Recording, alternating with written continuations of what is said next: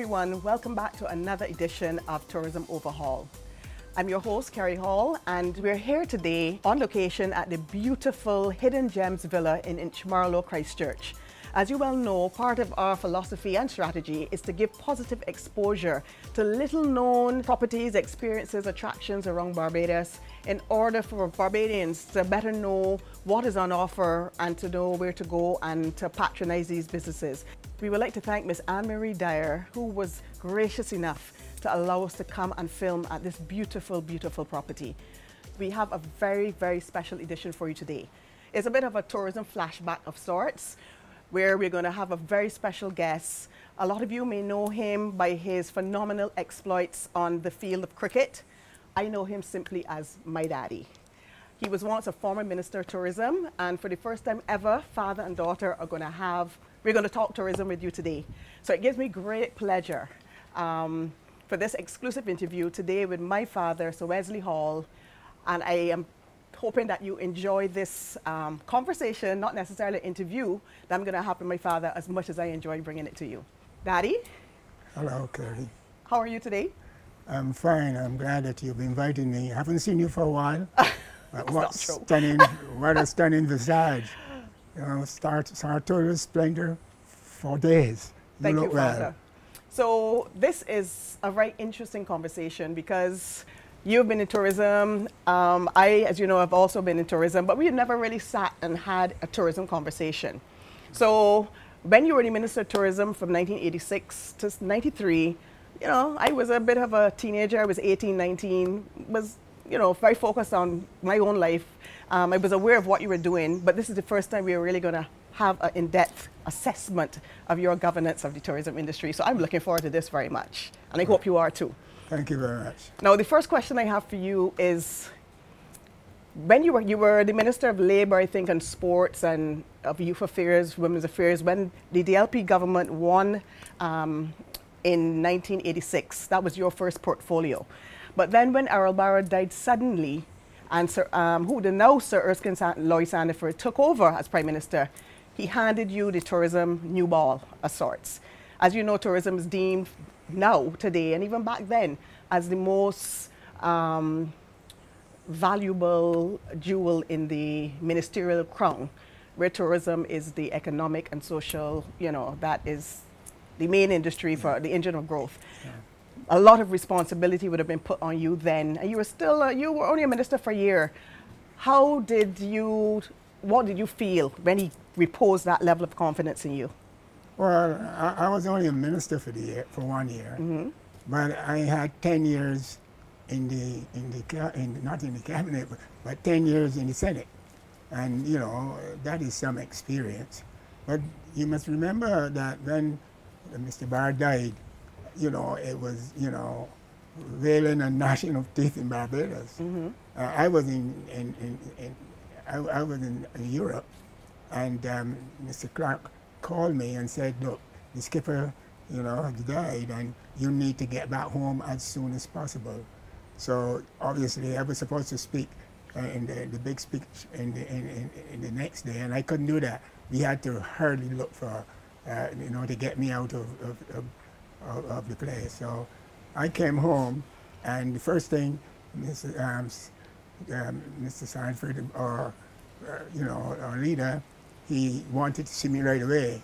I was holding up things, I think, because he would have talked to all the guys as far as the portfolios were concerned, you know. So he told me that he wanted me to be Minister of, you know, Tourism, and he said, and you could keep sport with it. Well, how did I feel? To be honest with you, Bramford Taters, you know, was the Minister of Tourism, and he was very kind to me. So I had a little problem, you know, that he might think that I would be, you know, aiming for that job, because it's the type of job that everybody seemed to want to have. And, you know, and he said, no, don't worry about that. I've spoken to Bramford. I want a very senior man in health, and he has accepted. I said, well, if that is the case, sir, you've got the right man here. And how did I feel? Having got home that beginning, I tend to be, to become very happy. Why was I happy? I was happy because, not because I was Minister of Tourism, but I was happy because I believed that I had a very good chance, of doing something real special for the people of Barbados. And that was the reason why I went into politics anyhow. So it came rather early, but that is what happened. A sad time, very sad time for Barbados, but, we had to go on with the government. But did you have any prior knowledge of tourism, when you were given the ministry?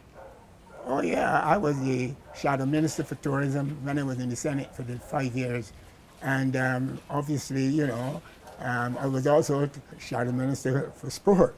So the combination was not really heard of, not even England had tourism and sport. I think we were the second person in the world. It was, to my mind, it was a stroke of genius. And I was very happy to think that I could go and, help in that respect. Right. Because as you know, tourism is the engine of growth in a small open economy like Barbados. And sports was like my thing, and sports is, a lot of people don't understand the value of sports. So I thought that with that, I thought that if I can get that going, everything would be okay. Yeah, that fusion, when that was done back then, because tourism used to be, even international transport, civil aviation, to really take tourism and fuse it with sports was almost a stroke of genius. It was very forward thinking. But with respect to you being handed, as I call it, the tourism new ball, the reception wasn't warm in every area. And there was talk of, on the political platforms, that they were making sport with tourism, and they put this cricketer in charge of the crown jewel of all the ministries. How did you feel about that, and did that inspire you to go on and prove them wrong? Yeah. Well, yes, everything, I heard them, I heard what they said, and of course, people say things like that. It was said in a political platform. You have to be very careful on political platforms. Sometimes you say things about your friends, people who you've been to school with, people who your children and their children are great friends, and then you're sorry about it. And I didn't worry about that, but what I thought that they did not really see the value of having tourism and sport being fused. And I thought really that it was really something that I not only wanted to do, but something that I was sure that would happen. Now, they said many things about it. In fact, the one that I really, I didn't feel all that good about was when a lady, she wrote in the paper that, she couldn't understand how Barbados, with having an industry like, that we had with tourism, she really couldn't understand how they could give that to a cricketer. Now, I mean, cricketer? Well, I would like to say that everything I've done in the sports, in that ministry, things that I learned playing cricket. So it was very important. And, I just wonder if she ever looked to see what cricketers had done previously in Barbados. Dennis Atkinson. It was Rob Branker, there was Rob Charlie Branker, Griffith, yes. Peter Lashley, Cammy Griffith, Smith. Charlie Griffith. All of them have done very well. Our wicketkeeper, David Allen, and Bethel, they have done real good things for Barbados. So I really didn't understand that. And, I think it was a bit of classism. I felt so at the time. And I just wonder if she was alive today, what would she say when Imran Khan, the captain of Pakistan, is now their prime minister? We cricketers do have, I would say our neurons in our brain, and I would always say, so as long as my brain has neurons and as long as my lungs aspirate, well, I like to make that contribution. So it didn't bother me as much as I thought it would. Right. But I was a little bit worried that one would think, well, a cricketer. Yes, well, you sure proved them wrong, Father. Let me reassure you, and you went on to be one of the best. And that's not me saying it. That is what persons who worked with you and those who didn't work with you have actually told me over the years. And I am and have always been very proud of you. So good job, Father, on that one. Okay, you showed them. But going into the Ministry of Tourism now, leadership is extremely critical in anything. It could be in a cricket team, it could be in a ministry of a family, of a government, of a country. And they say that a culture takes root in anything is either what the leader exhibits or tolerates. Now, to go into tourism at that time, to have a new team of people and understanding that the responsibility of the country was really on your shoulders, with respect to earning that foreign exchange for social and economic development and growth really was really your responsibility. Yeah. What type of leader were you, or how did your leadership skills pull together a team to get them to take tourism to the next level under your governance? Well, Kerry, if you know that there's no I in team, you know, you have to depend on people around you. In the Ministry of Tourism, first thing I would want is a very good PS, and I was fortunate in my time there to have 3 fantastic PSs. And you want a workforce that is motivated, you know. You need to talk to them. I often said to them, even before I was brought up, as you know, in the church, and I would say to people, you know, one of the first things that God did with Adam and Eve was to come down to them. And the Bible says, in the cool of the day. You know, it wasn't it's hot like now, it's hot or things like that. But in the cool of the day, when they'll be, you know, ready to talk and things like that. So that's what you need to do. Put your people at ease, you know, and you communicate with them. As a communicator, I wanted feedback. And I will be listening, you see. Some people listen but don't hear. I want to listen, and I want to be able to analyze what they've told me, and then I will make my decision for sure, and I will take the responsibility for it. That is the important thing. I will take the responsibility for anything that goes wrong.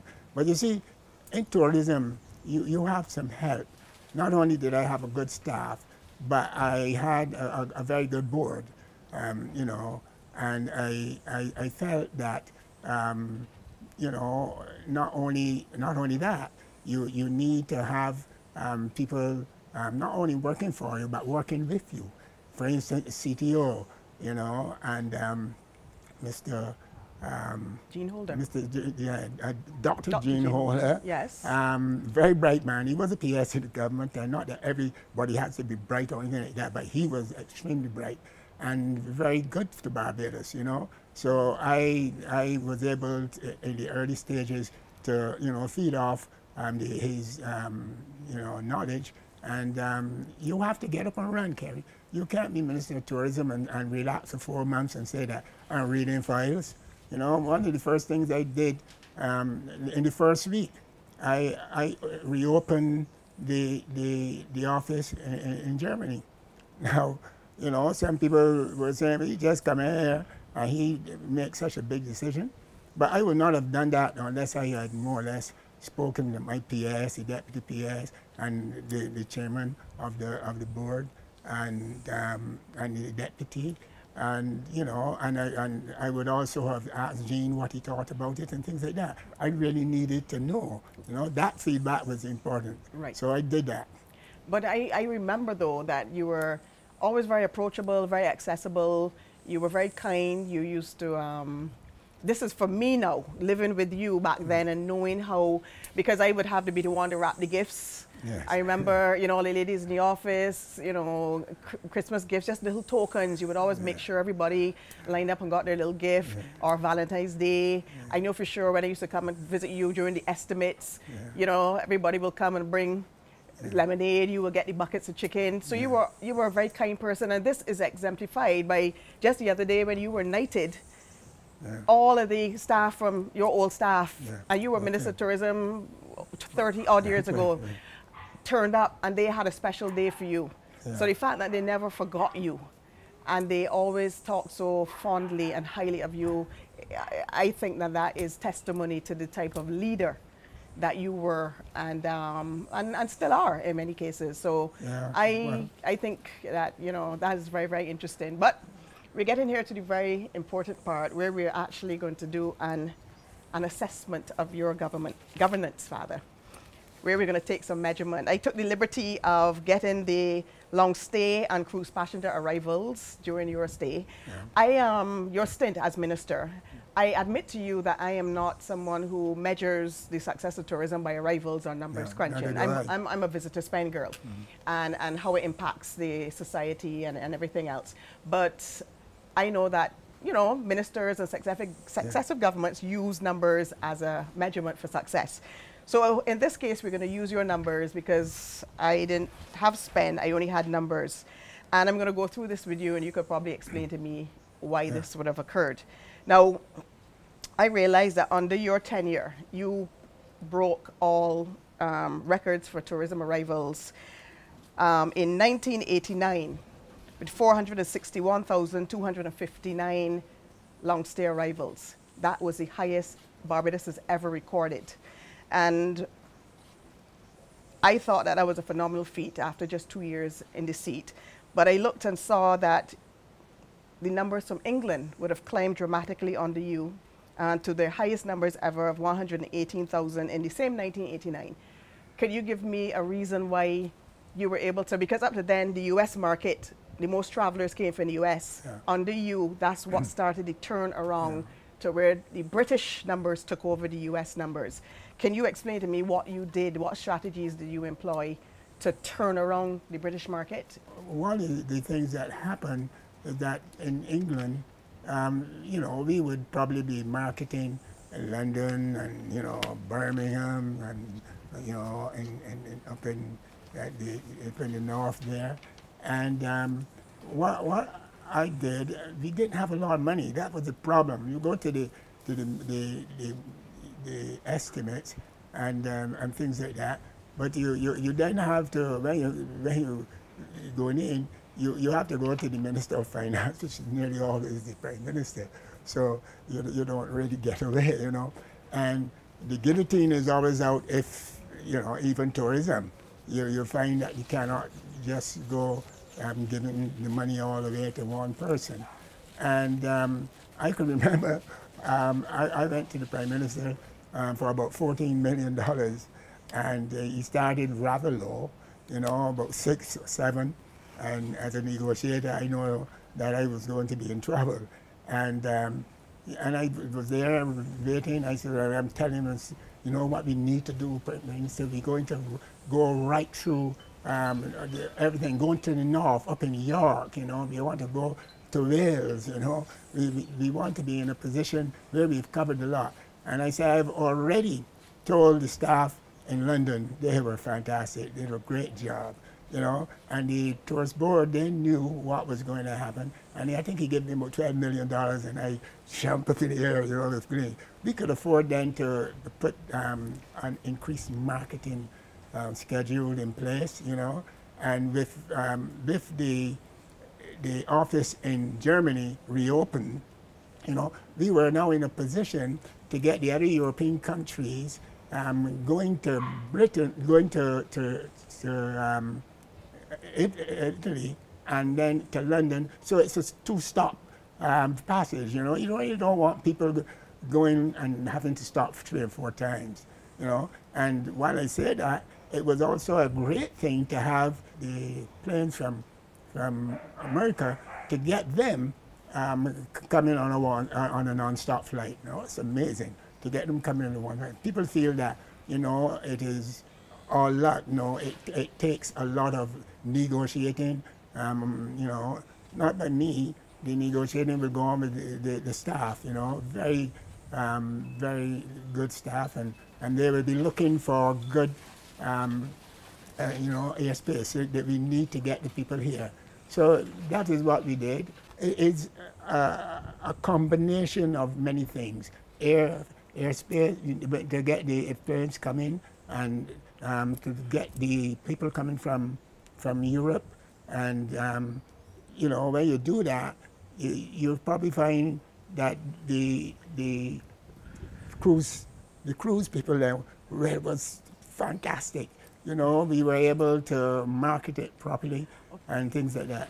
Right. So, as you just said, that's how the British market, and you also experienced great growth with the German market, and it could be attributed to what you said. You opened an office in the German market. So, under you, the German market would have grown from 23,598 when you took over as minister up to a high, all-time high of 65,788. Wow. So obviously opening up that office, really between what you were doing in England and the combination with England and Europe really paid dividends and caused the numbers to skyrocket back then. But I have a question to ask you though. How hands-on were you in terms of when the different groups of hoteliers or travel agents were going on these blitzes? Because somebody told me that you were a minister who traveled with the bus. You didn't travel in a car. But they also told me that every time they were looking in between cities to get a little shut-eye in between cities, that you would get on the bus and talk non-stop for the entire trip. They loved it because it was hilarious, but it was like, oh my God, we need to sleep. So Father, you were the minister who were traveling with your team and your troops, but your propensity for verbosity. She told me that Jackie, Sir Gary's significant other, we had a good laugh about it. So did you enjoy traveling around with your Barbados team? Yes, I think that, you know, there are they're the people who really get people here, you know. And to think that you're the minister and therefore you just meet with them and just say, good day. No, you know, they're lovely people. You know, and I will talk to them, and I want to go on that bus. You know, I'm not going in any Mercedes car or anything like that because they'll give the minister a very good car, you know what I mean?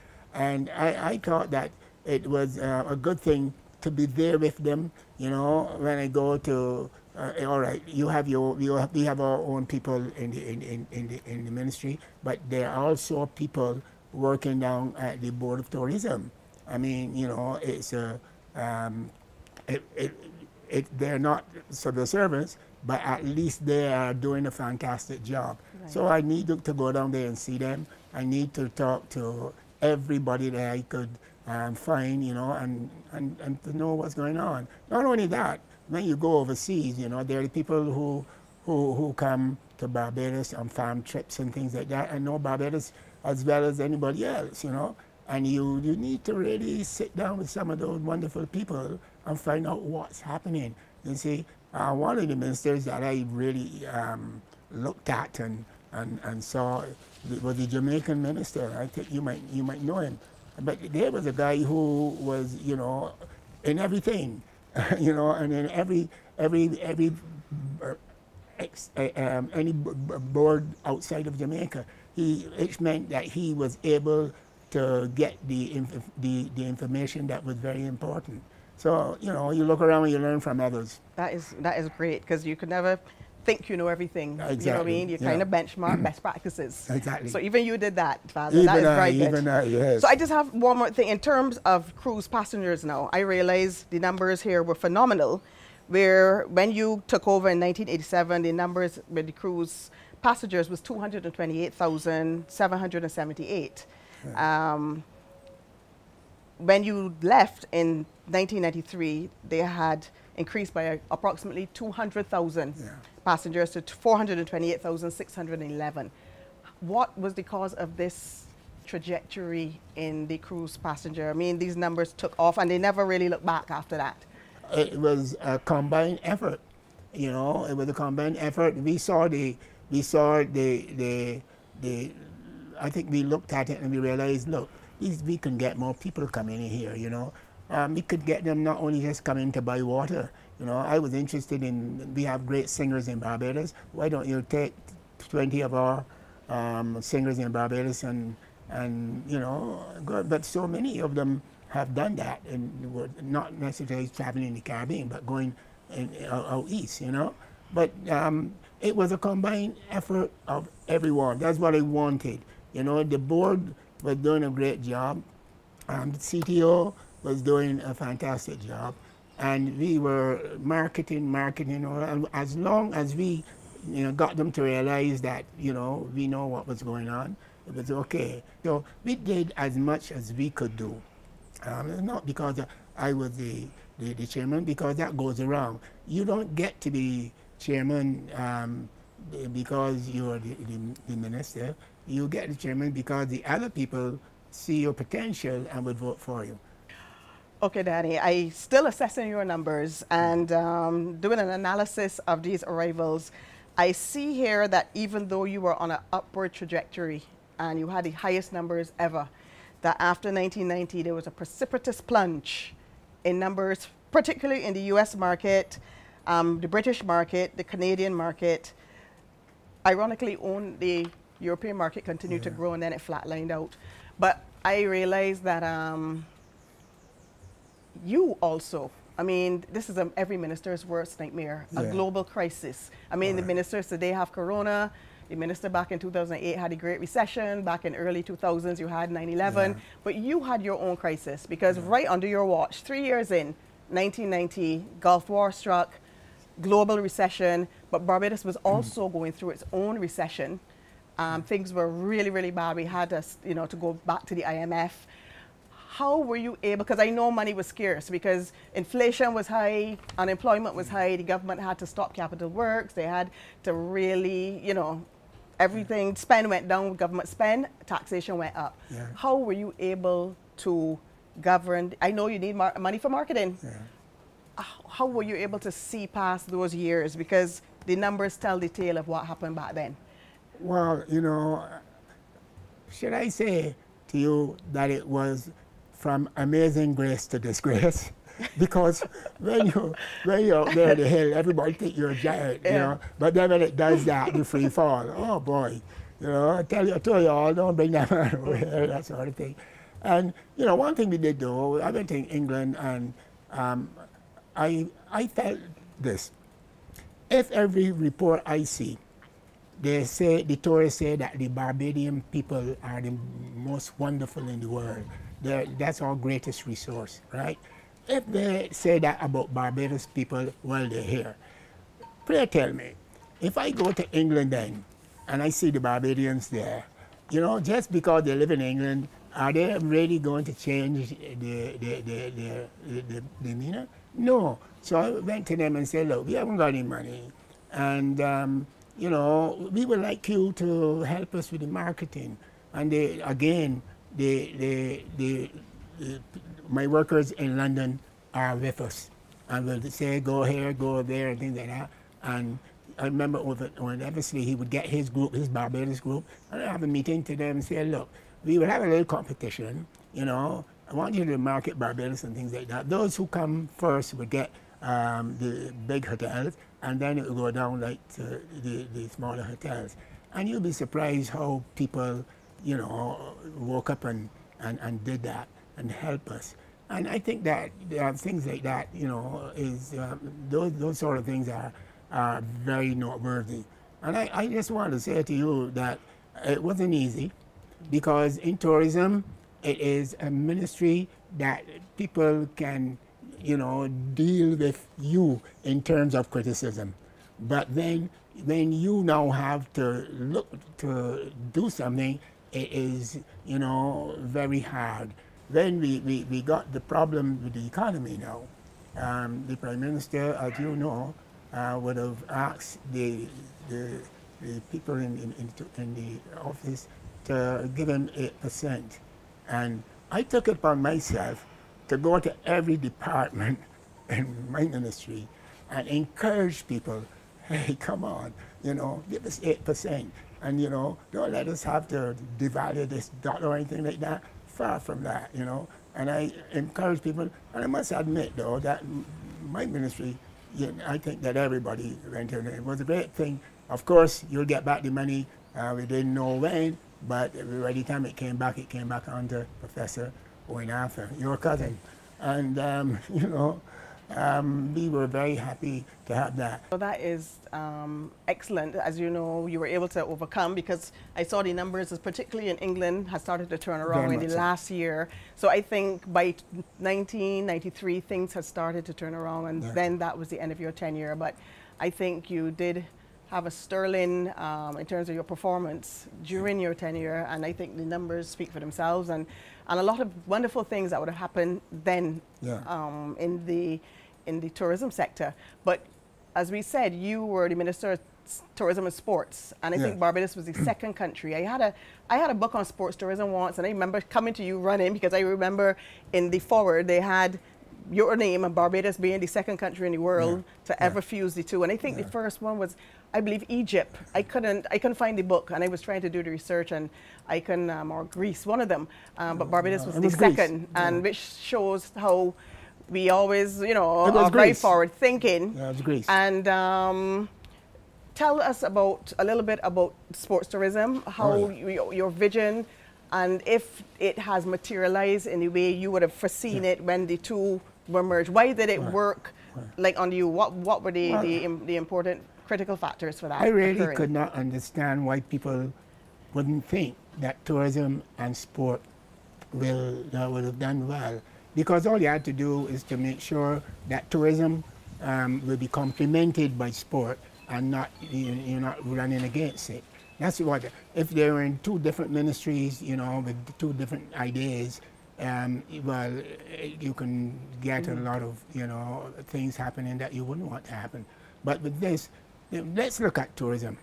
It is no point having sports tourism without facilities. If you go around Barbados, I mean, under successive government, I must say this, you'll see in every parish there's a cricket ground with a pavilion. You can't ask people to come to Barbados and, you know, if they want to go in the toilet, well, there's no toilet, you know what I mean? There might be a killing ground there, but that is not nice. So what we have done in Barbados, you know, is to get the facilities going.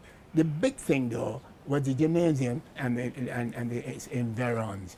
Because I must say this, that the Minister Bradshaw, with that gymnasium, they had done a good job, but it was 2,500 capacity. When I got there, somehow, you know, I just didn't think that it could be 2,500. I wanted 5,000. I wanted 5,000, and I told the people that I would need that. You know what happened? They had to go back, you know, to their homes and negotiate again.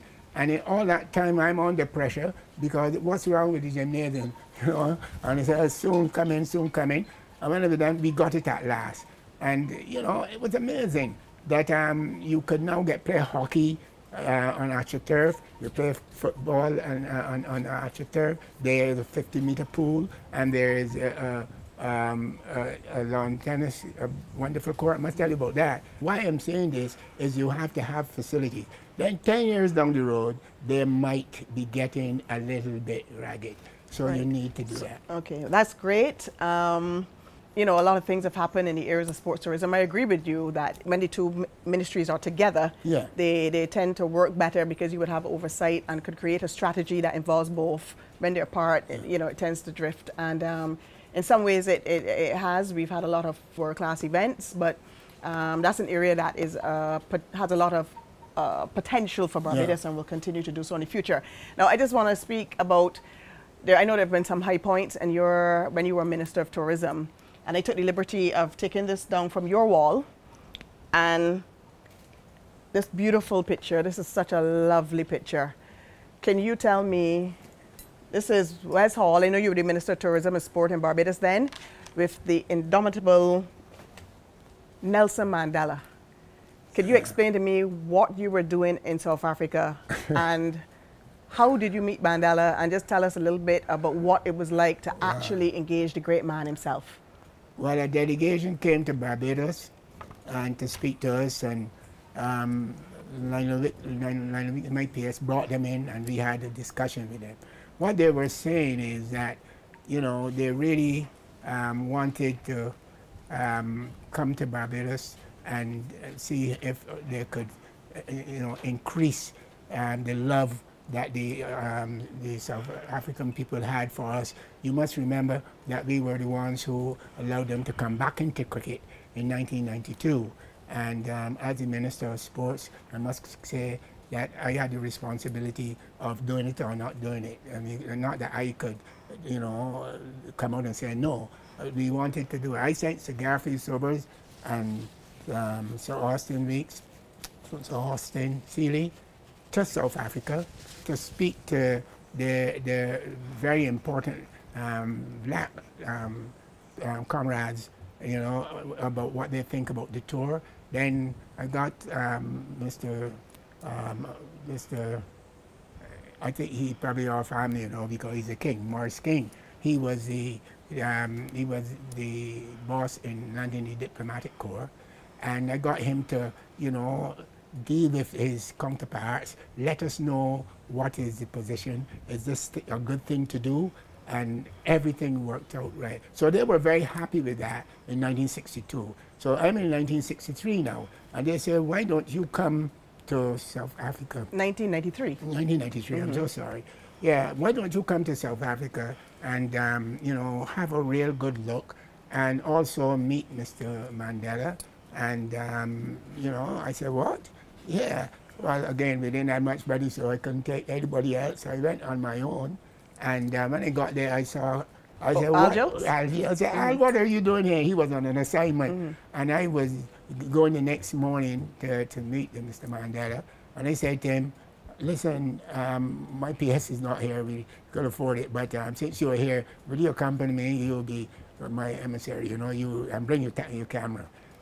Al just took that wonderful photograph. Really? I just want to tell you that. He Beautiful did. shot. Yes. And then the media heard that I was going there, and she gave me a letter to Mr. Mandela and 3 other letters to some of her friends that she had, you know, known them for many years. So when we got there, and Al and I was there sitting down, and no, we were coming in, and Mr. Mandela was over the other side. And when he saw me, he looked around. He said, is that the great Wesley Hall? I nearly dropped dead. I could not bear. I wanted to cry. To call him the great Wesley Hall. And I didn't say anything about it at all. I didn't think that if I came to Barbados and told you that he said that you might think I am a falsifier of veracity. But no, I didn't do that. I kept quiet. And it is Al who told people that, he did say that, but I wrote it in the papers and things like that. So we went in, and what an experience. He came in and he sat and did the pleasantries and things like that. And, you know, obviously he welcomed us, and then I had to bowl the first ball on the opposing side. So I said to him, sir, I am so sorry that your incarceration has robbed you of knowing and seeing the great players, you know, going back to work. And I said, going back, he said, hold on. He thought of that. Are you talking about Headley? Are you talking about Worrell, Weeks, Walcott, Sobers, Kenai, Gibbs, Hall, Griffith? I was speechless. I said, oh, sir, I'm sorry. He said, no, not to worry. The point is they wouldn't let me see my men. But I'll tell you this, I could read everything. So I know everything about the West Indies team. He says, and next year when they come in, I want the West Indians to be here. So it'll be good. So, you know, we talked and talked. And I said to him, well, sir, I went to Soweto yesterday, and Conrad Hunt, our great player, his coaching, lives here now, and he's coaching in Soweto. And I must tell you that some of the young players were fantastic. He said, oh, I take that from you. That's good. The point is, though, that when he did that, I was so, Kerry, that man, I don't know, he must be the greatest, or one of the greatest men that ever lived on this planet. And you wouldn't think that you wouldn't think that he would, you know, make you feel that good in his presence. He said, you know, they would not let me see my men. But when they were letting me out, they wanted me to come out first. And I said, oh no, we went in together and we'll come out together. And then he wanted to have, the thing that really, you know, pleased me, he then talked about, here's a man who was in prison, in, you were in South Africa, did you go to see? Yeah, I went to Robben Island. I went into his cell, yes. Cells 27. Well, he's in there, and you know, here is this man, 27 years in there, and when he comes out, he said, I want a government of national unity. Well, there will be millions of people who will want that, but then when you look to see that one man is saying this, and then suddenly those who are pleased and those who are vexed decided, look, this is what we do, and that is what happened. So I must say you that it was the most, I met a few important people in this world, but I say none has come as close to. Yeah, well, you were very lucky because don't think there's anyone that I know in my age group or above, because we have the younger people who may not have been born when he was with us, who would not have given anything to have been in his presence. So you were very fortunate, and the fact that he knew you and knew of you, I mean, that is mind-blowing. But then as we were going, he said to me, he gave me his card, and he said to me, you know, I want you to know that every plane that leaves the south, what's the South city? Africa. No, the city. So Johannesburg, Soweto. No, down south. Cape Town. Cape Town. Right. He said every plane that leaves Cape Town for America, and it said Miami or New York, flies directly over Barbados. I was shocked. I did not know that. Sometimes you hear in Barbados, you see a plane, the altitude is a little high, you can't identify it, but that. And they're coming from down south, you're wondering where they're coming from. And then he said, and look, something else. In Panama Canal, where your great grand uncles went and dug that canal, he said, look, they are now planning to have a bigger canal, you know, and that is true. By the time our family went to that canal, 30 years after, they had the smaller track and then one for the thing. And he felt that, you know, that it will come a time when, you know, we will be together and it will be great things happen between South Africa and Barbados. Okay, that is great. Danny, you were Minister of Tourism and Sports, but there were, you know, several intersectoral linkages. You saw the value of the diversification of the industry and linkages even back then. And one area that you focused on was actually wholesome tourism, or what is more popularly known as faith-based tourism. And I know you started the Gospel Fest. It actually started under you. Yeah. And I know at one of the early Gospel Fests, the world-renowned international superstar Kirk Franklin actually performed, but he wasn't a superstar then. He was still a pretty much an unknown and a rookie, and he actually performed at one of our first Gospel Fests. Can you tell me that a little bit about that story? I know Bobby Jones was who led the charge, and he was really big on BET, and Bobby Jones was really it back then. How did Kirk Franklin get here? How did he even get to perform in Barbados? Well, to come with something like that, you had to sort of get a very popular person, Bobby Jones. He had a network, BT, you know, and he knew all of the artists in nearly the world, but particularly in America. So we got with him, and therefore that was solved. All he had to do is to get some, you know, singers from Barbados. When they come on, you know, everybody is good. So he came and said to me, there's a youngster out there who would like to do a little gig for us. Could, you know, you think we could do it? I said, have you got time? He said, well, not really. I said, no, let him go. Give him 5 minutes. Well, he went out for 5 minutes, and after 10 minutes, he was there dancing, and the crowd went mad, Gary. And, you know, we had to drop off somebody, I think it was. But then it was okay. And then the very next year, you know, he was now a superstar, you know, and, you know, I'm sure worth $100,000 or something. And he said, look, you all were so good to me. I can't do that. I will just go for just, you know, a small fee. And he came and performed home magnificently. No, he is such an energetic and an explosive performer. I think he changed the face of gospel music Well, by yes. his musical style. The music was very funky and young, and I think he brought on a whole cadre of youngsters into the gospel realm. But He's really good. When I left, Adrian Agard took over. And I must say something. As Paul said, you know, some will plant and some will water, but God give the increase. So I started it. Yes, that is true, but Adrian had done a fantastic job. And, you know, him speak, people singing, and instead of 5,000 people in the gymnasium, he had 12,000 people down at, what's that place down? Farley Hill. Farley Hill, yeah. And he 12,000 people and things like that. That was fantastic work, you know. So I think that is something. So do you feel good to see all these years that after is still there, that yes. the good old Gospel Fest is still alive and well? Yes. Knowing that you were one of the pioneers of that, which meant it was a good idea. They haven't forgotten me. They've given me 3 trophies. Oh yeah, they rewarded you quite. You've been very well decorated by the Gospel Fest family. Out of my 150 trophies that I have to lay down when I die. Yes. Well, you know, those 3 will be there. So that's all right. That is absolutely phenomenal. I just want you to briefly tell us one story again. Remember, there was a time when Harry Belafonte, and all of these are me being your daughter, living with you, and having a bit of a front row seat to your life as Minister of Tourism. And I remember there was a time that the phenomenal Harry Belafonte came. I was starstruck.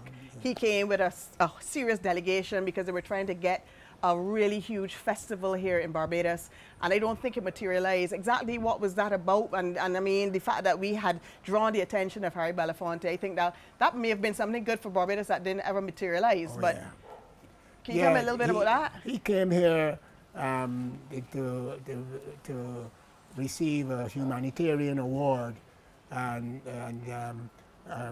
Cora Carmatch called me and said that Harry Belafonte. I said, really? You know, and she said, yes, but we want somebody to do a prayer, and could you do the prayer? I said, yeah, to meet Harry Belafonte. So I did that. And then when I met him, he was such a nice man, you know, and I said to him, you know, we're still looking for different things in tourism. What about, you know, could you tell me something about, you know, we have festivals like Oyston and Whole Town, but I mean a real signature big thing, event, you know. yes. And he said to me, listen, all you need to do is to have the right people. He says the Cannes Festival, you don't advertise, you just go, you know the quality. I've been there for 20 years. And he said, well, that's what I would do for if you want. Well, I took him in the cabinet room and he met all the Prime Minister, all the cabinet. Gary, he was so articulate, you know. The man, I can't tell you. There was no, I don't think anybody could have told me, no, you're not having it. But we didn't have the money. And I must say that Mr. Cave Shepherd, he was the chairman of one of the sector, yes. And he was very pleased with it, and he would have put in something, you know. But it cost some money, Gary. And I tell you, I was very disappointed. Harry was very disappointed because I believe that all right now you'll hear that festival in Barbados, and you don't have to ask who's singing, because sometimes you go to a festival, and instead of, let's say it's a jazz festival, you go there and I hear Tuck or something like that. So you really want to do what you say you want to do. or any kind of other genre except hardcore jazz. So the festival was going to be a jazz festival that he was bringing? He was music festival. He was going to bring a music festival. Okay. The point is happening. It's the Cannes Festival will be like the Barbados Festival. But this year we will do jazz. Next year you'll do, you know, whatever you want to do. So that really you know how many singers we have here. Yeah. You know what I mean? Great singers. You know and what that I mean? would have opened up opportunities for our local, supremely talented Barbadian entertainers. The truth is, Gary, we didn't have the money. Yes.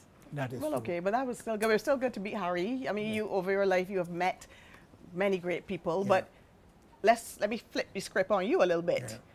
You were, and still are, world renowned, and you were Wes Hall, you were the Minister of Tourism, which meant it opened you up to the world.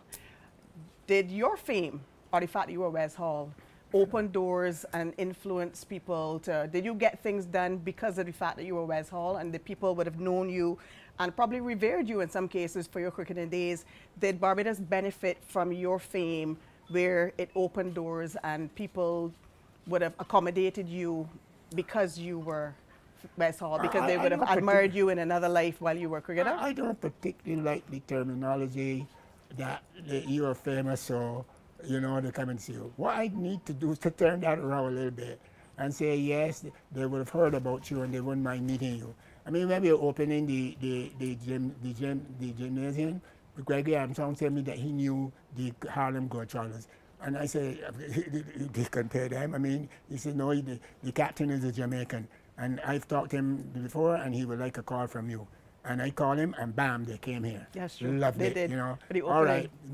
During the war, you know what happened? Well, I decided, look, why don't I try? There was a rumor that they were going to stop letting the Concords come in here. Now, Concord, that's fantastic because the Concords, Barbados was one of 4 countries in the Western Hemisphere that the Concord really flew to, you know. So I just asked Calvin Hope, who was the marketing man there, can you check out the fellow that works for us in London and see if he could get an appointment with me, with Lord Harris? Lord Harris.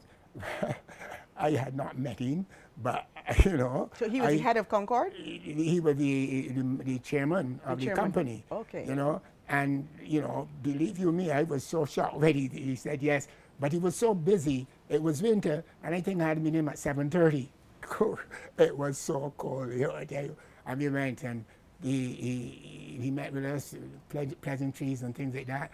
And I told him, he said, well, what? I said, well, sir, I understand that you all might, you know, terminate the Concord. And he said, yeah, well, he didn't say yes, but he said, well, you know, we're thinking about what we're doing all around the world. And I said, well, sir, I've come to plead with you.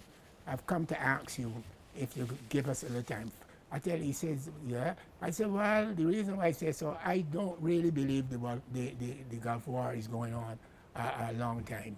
And he said, yeah, you think so? I said, and then what's happening? You know, the Americans have gone, they're internalizing.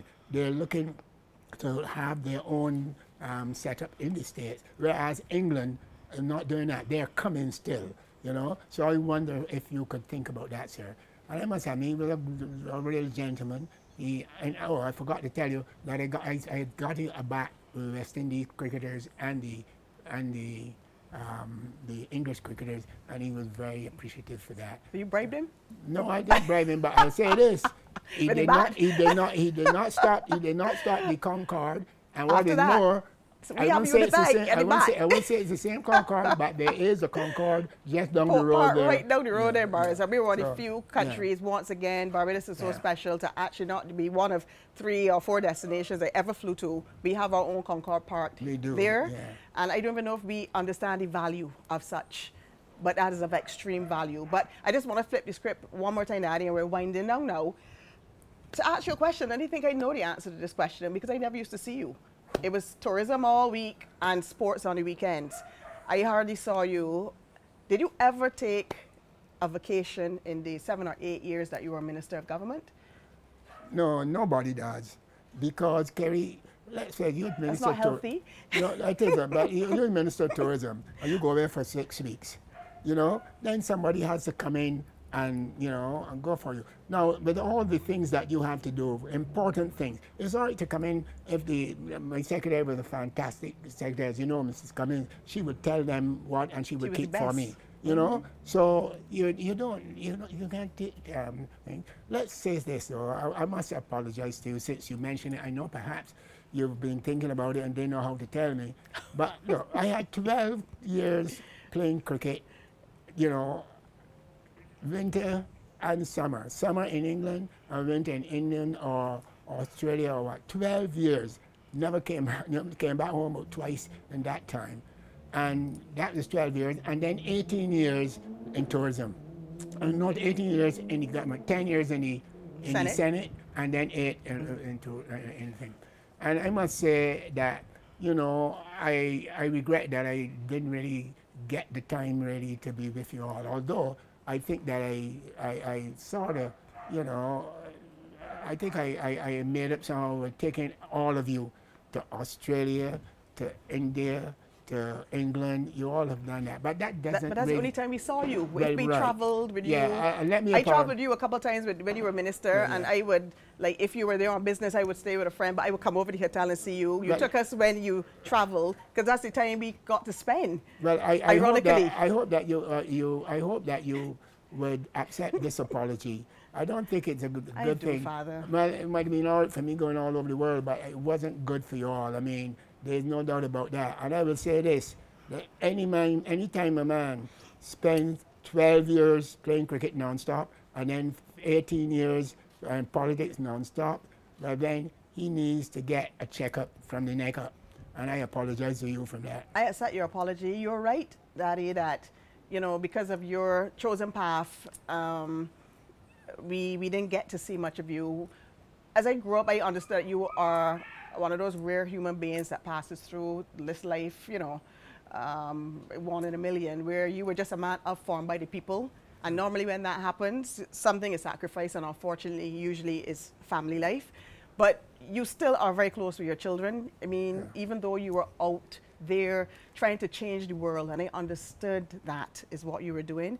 Maybe not when I was younger. As I got older, I understood what you were doing, and you have changed the world. You have transformed the world. The world is the better off for you being in it, Daddy. And I think, and if the 500 awards that are on tables all over your house is the appreciation of everyone for everything you have done. Thank you. I mean, job well done. Thank you. The last question I have for you, you have been Minister of Tourism. You were, you know, 36 years ago when you started, and then it was 28 years ago. There have been a whole generation that's been born since then. The generation, they call them the millennials, the 20 and 30-somethings, and then there's the Gen Z, the teenagers who have come after you that probably didn't even know that our life today, you were Minister of Tourism. Tourism is a moving goalpost. It has evolved. When you look and you see, because through me and the work I do, you have still kept abreast of the industry. Yeah. How do you view the industry? Would you think you would enjoy being Minister of Tourism today? Do you think it would be challenging, enjoyable? Is it, you know, is it convoluted because the industry has morphed into this real phenomena in the last 5 to 10 years? How do you view tourism, and do you think you would like taking on this challenge called tourism in the 21st century? I would love it. I would love it. I tell you why. You know, you look and see, I walk into the office, you know, my secretary, so wonderful lady, but without her, I don't know what I would do. You wouldn't survive with Otis Cummins. And no, yeah, nope. And I'll tell you, sir, my PS, you know, I could call him any day, any night, you know, his wife knows that. I wake them up, things like that. And, you know, I would love it because I wouldn't have to do a lot of that. From the point of view, you know, how about instead of going to New York or whatever, how about sitting down in the office and Zoom? That's what I call it, yeah? Have a Zoom and things like that. And, you know, you have all these ways of getting people you can. You know, I don't know the technology. Yeah, the internet, Google, the internet, all of cell that. phones. And the cell phone is, you know, part of our national dress in Barbados. So, you know, things, I will be there. I'll be Zooming. I wouldn't have to go away so often, you know. You know, a worker is feeling a little tired or something. You could say, okay, you take the week off and work from home instead of having to park and things like that. I thought it would be very interesting. And then 185 countries in the world as opposed to 60 or 70. Boy, I love that. Everybody is offering a tourism proposition. The industry has grown so dramatically. Well, that's it. But remember, you had told me, and I thought this was so interesting, that you didn't have computers back then. Didn't have to. How did you survive? I can't even imagine life without a computer now. I'll tell you what we had. We had files. Oh my God, those giant files. And files. I tell you, go mad. I said, Miss Cummins, do not come here in here this morning again with another file. And she said, oh, Minister, that'd be all right. And she would go, and then she'd come back an hour and say, Minister, there are 30 out there. But I tell you what, these 5 are important to them. I said, oh dear, I want to go home. That's that is so funny. So, you know, it would be fun. I think it would be, you know, you probably work harder, but easier at some times. Where, you know, when you're traveling, you know, Kerry, traveling can do a lot. You know, Yeah, I know bad people things think to with do. tourism that traveling is, Yeah. you know, exciting and you're so lucky because you get to travel, but travel can be very, very tiring. It's not as glamorous as some Yeah. people think it is. Well, yeah, and you know, I remember when I played cricket, I was a teetotaler, and when I went in the Ministry of Tourism, that was the case. And then they said, well, you know, with all these meetings, and you drinking a Coke or one of those soft things, you know, you will soon get trouble with your stomach. And then Mrs. Neil Hall, people used to think that she was my wife because her name was Neil Hall and my name was Wesley Hall. She said, Minister, we'll get you a nice brandy. And I started drinking brandy and Coke and things like that. And then I got saved and started the preaching. I did not do that anymore. But now that you've mentioned Patricia Nehall, she was a powerhouse of a woman in tourism. Can you just say something for her, you know, to pay a little tribute to that I will say this, that woman? she started not at the bottom, you know, she started like in the middle and then went on and to do great things. The thing about a person at work is when you see them, you know, how they work, how the people, you know, how the people accept them and things like that, and how many people know them and have smile on their face everywhere. Mrs. Neil Hall was a fantastic lady. Because she was the CEO of the... Yes, she... It was the BTA then, or the BTA, board?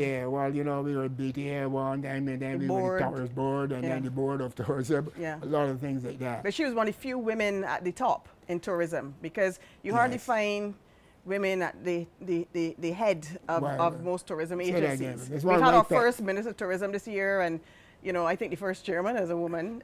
Me, I was the CEO of the BTPA, but you know, BTMI never really had one. Petro acted there recently, but women in terms, and she was ahead of her game and her time because she was the head. That is so true. She was the top of the food chain back then. You don't have to be a rocket scientist to know why. You go to Cave Hill, and you see when you did your PhD here, I mean, there were about 10 people and only one man. Then when you look at the honors, you know, there are 40 women and 4 fellas. Yeah, but men still dominate though in the boardroom. Well, yes. So it doesn't play out to its logical conclusion. But you know, when you look around Barbados, I don't think you can make that claim.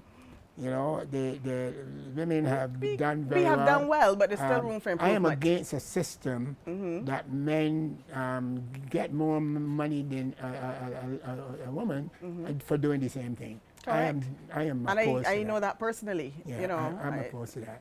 Well, that's good, Father. Thank you. Keep to championing the cause of feminism. I would like to thank you, but I like to flip the script a little bit here on you. And I've interviewed you for the last, I don't know how long, at least an hour. I will give you the opportunity to interview me. Briefly, is there any question that you want to ask me, ever wanted to ask me? Now is the chance in front of Barbados and the world. I don't know if I'm going to regret this. No. You take your shot. Kerry, I wish to ask you a question that I've asked the 3 boys, and they gave me answers. Now, as you know, cricket, politics, and religion have been a vinculum of my life. And I wanted to find out from them if any 3 of those disciplines they would like to do. And so I'm asking you that now. You want to know if I'm interested in cricket, politics? Sport then, or cricket, sports? No. To answer your question, Father, and I'm too old now for sports. I was an athlete in my younger days. I think I inherited your speed. I was a sprinter.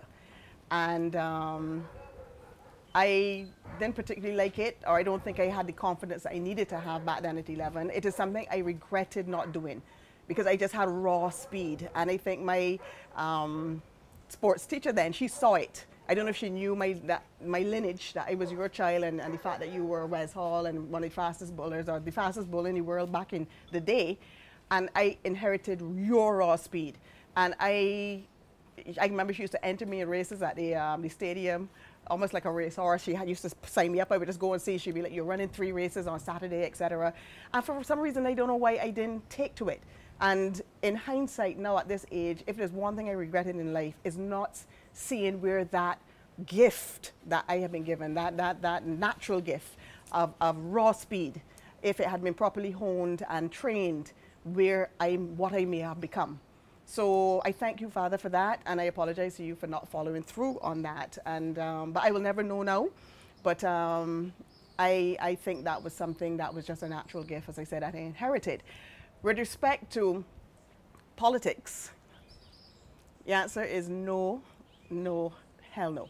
I think probably out of all your children, I may be the one most predisposed to politics, because my brothers are a little bit reserved. I am, you spit me out. Apple tree can't bear oranges. I am your child in terms of the being very loquacious, being one. I'm not saying my brothers don't want to do this, but I want to change the world and make a difference. And I think by being a student at your knee my entire life, you have inspired me to want to transform this earth and to follow in your footsteps. But politics, I've been around politics my entire life. I had no choice in it. You became a senator when I was 6 years old, and for my entire life. And anybody, any child of a politician will hear my voice today and probably would agree with me, because as you can see, very few children of politicians get into politics. And there's a reason. It is a rough game. It's a thankless game. I admire you for wanting to give back and to make a difference, but it's just rough. It was rough being the child of a politician. At some point, you can't be around politics your whole life and not want to dabble in it. I, at some point, wanted to be a politician, and I was set and well poised to become a politician, hopefully to run in your seat. And I'm sure you would have loved that, because every political father loves to hand over the baton, just like how Deli Bradshaw did with Santia. You love it, and I'm sure you would have probably, in your heart, you wouldn't have forced me into it. But in the words of the great Michelle Obama, over the years, I have grown to really hate politics. When she said it, she freed me to be able to say it as well. I never ever, I would not be a good politician, because I never want to choose between political expediency, party and self-interest, and country, fellow man and greater good. And for what I've seen about politics, sometimes you have to make that choice. And I will always choose country and people and greater good. And sometimes that doesn't fall in line with politics. And not just here in Barbados, with successive governments, I see it all around the world. So from that perspective, I became jaded with politics. I still am. I looked at your life and I lived vicariously through you. And I just came to the conclusion, like you, I do want to make a difference. I want to change lives. I want to transform the world like you have and you've tried to. And I have followed in your footsteps, and you have inspired me, Father.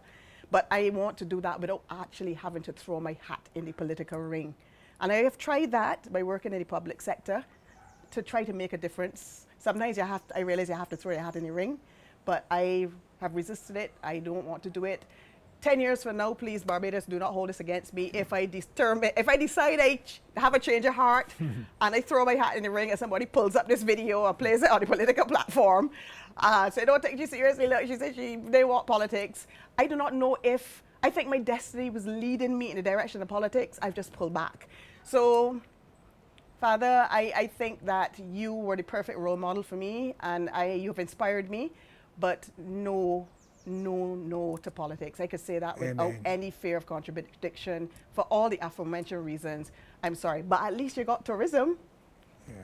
I followed you into tourism. I also didn't want to go into tourism. It is very hard when you're a child of a superstar, a rock star, a super achiever, a great famous person. It could be a man or a woman, because it automatically puts you as a child under pressure. Well, I used to catch you peeping at my files. Yeah, I was kind of, I would peep. I mean, but when you're in tourism, because I wanted to chart my own course, because there's nothing worse if you have a father that is larger than life. And automatically, if you dare go into, that's why you see great sportsmen hardly do their children, even a Sir Gary Sober's, a Sir Wesley Hall, they've had sons. Do you think Gary Sober's son would actually go and pretend they're picking up a bat? Because automatically they're going to be judged and scrutinized. And if they're not as good as their father, they'll be failures. And same thing with Wesley Hall. None of my brothers even dared. And Sean was fast. Sean was quick. Pick up a ball. It is just too much pressure when you have to fill the big, big shoes of a famous father. So when tourism came up, I was no way. no way with tourism. I was doing the opposite of tourism because you were in tourism, but I see you wrapping me up, so I will wrap up. But one day we went away on a conference, and I went with you, and you invited me to come and get involved, and I did after resisting, and then I caught the tourism bug. I think that was in 1989 at a Caribbean tourism conference in the Bahamas, and the rest is history. And I then studied the industry, and I've worked in it my whole life. But you, even though I didn't want to, because you were in it, you turned out to be my inspiration because you were so good, you made your mark, and I just wanted to be only half as good as you, Father. And I hope in some small way I've achieved that, at least. So yes, that's the answer to your question. No to politics. Sports person, was there and gave up a phenomenal opportunity. I'll never know what could have been. And tourism, somehow I hope I've made you proud, Daddy. You have done, you have done. That's so for sure. That is, I think that's no more questions. I think I've answered. You've wrapped me up. So you said, you of all people saying I'm going on too long, the irony of the millennia, but that's okay. So Daddy, thank you so much. This has been such a wonderful conversation. I've learned quite a few things here today, actually, by asking you a lot of these questions. And I want to thank you. I want to thank you for service to this country, service to the region and to the world. And what a pleasure it was talking to you today. I would like to thank all of you for joining us. We are here today at the beautiful Hidden Gems, and I'd like to thank the owner, Miss Anne-Marie Dyer. As you know, we are moving around Barbados and going to little-known treasures, giving them positive exposure. And ironically, the name of this property is Hidden Gems up here in Inchmarlow, Christchurch. And we were so happy to be here and in this beautiful, beautiful property. So thank you so much. Look forward to seeing you again. Look out for the next edition of Tourism Overhaul. Until then, goodbye and God bless.